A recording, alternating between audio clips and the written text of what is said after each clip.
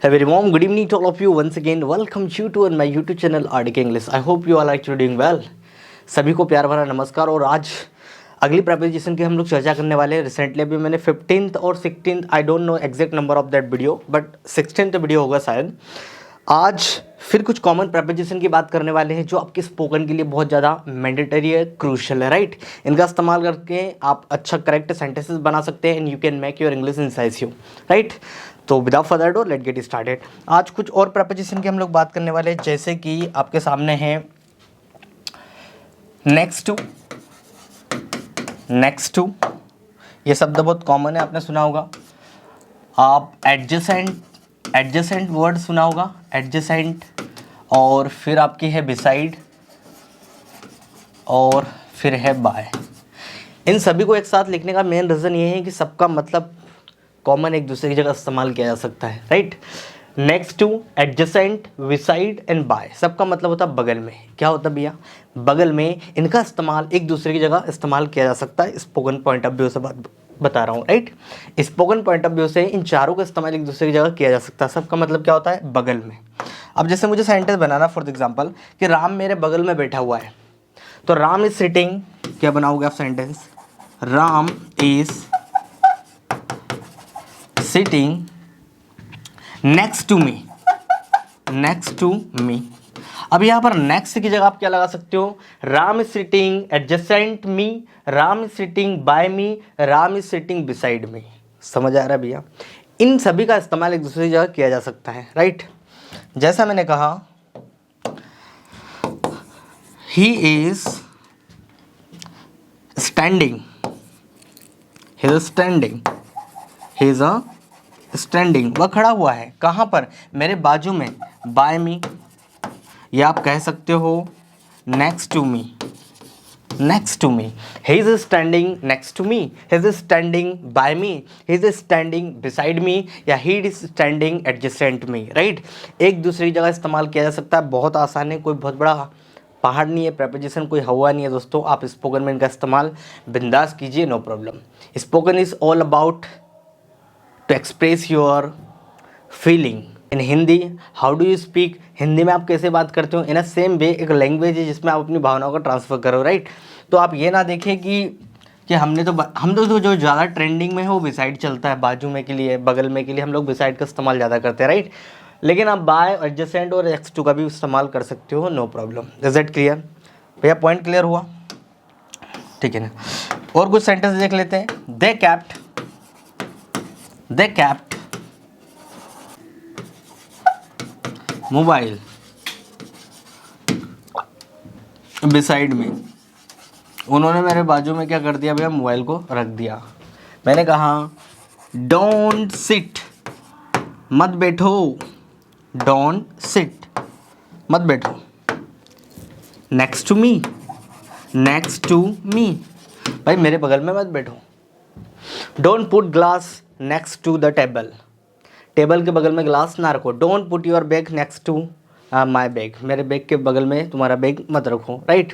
You are trying to keep bike adjacent my bike. तुम्हारी bike मेरे bike के बाजू में खड़ा करने रखने की कोशिश कर रहे हो। तो जब भी बगल में हो, बाजू में हो, तो आप इन प्रेपोजिशन का इस्तेमाल कर सकते हो, राइट दोस्तों। चलिए आगे कुछ और प्रेपोजिशन देखते हैं, ठीक है। एक शब्द होता है कॉमन, ऑफ का इस्तेमाल हम लोग दो तरीके से करते हैं जनरली। पहले तो हम लोग इसका मतलब कॉमन तौर पे करते हैं काके के लिए, पोजीशन दिखाने के लिए, रिलेशन दिखाने के लिए। इसका इस्तेमाल हम लोग रिलेशन दिखाने के लिए करते हैं। क्या दिखाने के लिए करते हैं भैया? रिलेशन अगर दिखाना हो तो आप इसका इस्तेमाल करते हैं ऑफ का। ये किसी व्यक्ति का रिलेशन किसी व्यक्ति से बताता है, ऑफ। ये पोजीशन का ही काम करता है, एक प्रकार से अधिकार ही दिखाता है। जैसे you are brother of Ram, तुम राम के भाई हो। जैसे मैंने कहा you are brother of Ram, तो मैं क्या कर रहा हूँ यहाँ से? ऑफ से ये बताने की कोशिश कर रहा हूँ कि भाई जो यू है ना वो राम का क्या है? भाई है।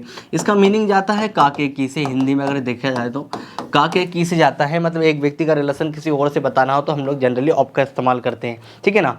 यू आर स्टूडेंट ऑफ डेक, तुम डेक के क्या हो? छात्र हो। जैसे यू आर स्टूडेंट ऑफ डेक, यू आर स्टूडेंट ऑफ डे, तुम देख के क्या, हम छात्र हो।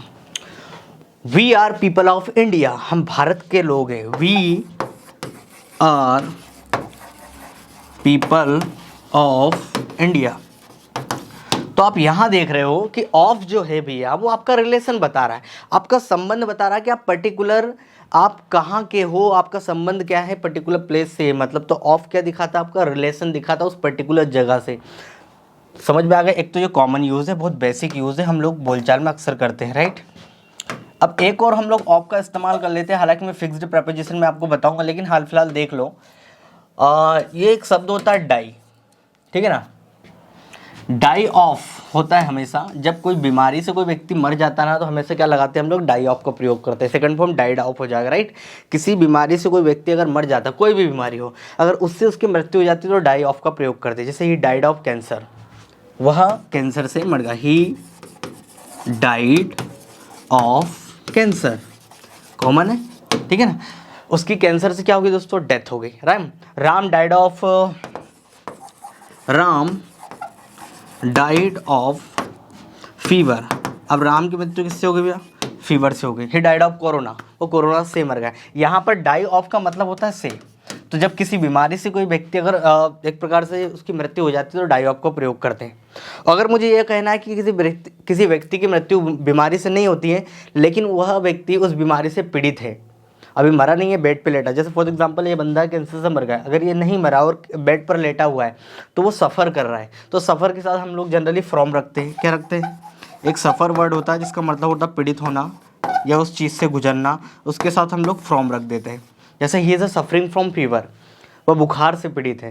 He is a suffering from cancer, वह कैंसर से पीड़ित है। He is suffering from cancer, अब वो किससे पीड़ित है भैया, कैंसर से पीड़ित है। तो ये कॉमन यूज़ होता है और ये बचपन से हम लोग सफ़र फ्रॉम का इस्तेमाल करते आए। I have been suffering from fever since last night, that's why I can not come to school, है ना। ये एप्लीकेशन की लाइन है और अक्सर हम बोला करते थे, कोई जब इंग्लिश नहीं भी आती थी, लेकिन ये लाइनें बड़ी मतलब मस्त तरीके से हमको रटी हुई थी और हम मतलब बिंदास होके बोलते थे। तो उस समय हमको ये नहीं पता था कि भाई ऐसा क्यों होता है, लेकिन आज हम लोग थोड़े समझने लगे तो हाँ पता चलता है यार, कोई व्यक्ति अगर किसी चीज़ से पीड़ित हो, किसी बीमारी से पीड़ित हो, तो हम लोग सफ़र फ्रॉम का प्रयोग करते हैं। तो ये कॉमन प्रपोजिशन आई होप आपको समझ में आई होगी। अगर इनसे रिगार्डिंग आपको कोई भी डाउट हो, you can drop your comments in the comment box. तब तक के लिए till then keep practising, have fun. जय हिंद एवरीवन।